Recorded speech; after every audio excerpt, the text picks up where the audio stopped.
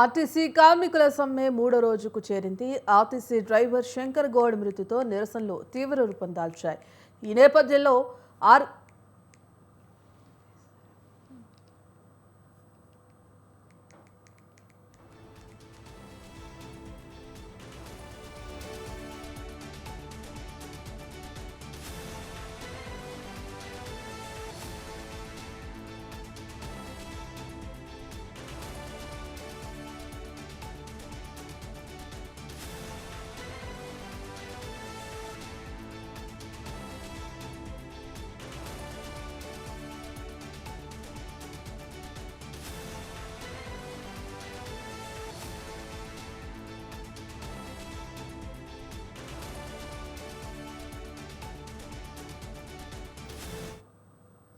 RTC కార్మికుల సమ్మె మూడో రోజుకు చేరింది. ఆర్టీసీ డ్రైవర్ శంకర్ గౌడ్ మృతితో నిరసనలు తీవ్ర రూపం దాల్చాయి.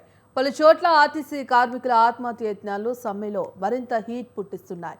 దీంతో బస్సులు డిపోలకే పరిమితమయ్యాయి. బస్సులు లేక ప్రయాణికులు తీవ్ర ఇబ్బందులు ఎదుర్కొంటున్నారు. మరో 6 రోజులకు సమ్మె షెడ్యూల్ను ఆర్టీసీ జేఏసీ ప్రకటించింది. అన్ని జిల్లాల్లో మౌన ప్రదర్శన, వంట వార్పు, అర్ధనగ్న ప్రదర్శనలకు పిలుపునిచ్చింది. ఆర్టీసీ సమ్మె బీఆర్ఎస్ నేతలు మద్దతు పలకడంతో నిరసనలు మరింత పెరిగే ఛాన్స్ ఉంది. మరోవైపు శంకర్ గౌడ్ ఆత్మహత్యపై సంయమనం పాటించాలని ఆర్టీసీ యాజమాన్యం పేర్కొంది. ఇవాళ ఉదయం 10 గంటలకు ఆర్టీసీ జేఏసీతో ప్రభుత్వ ఐఏఎస్ కమిటీ భేటీ కానుంది.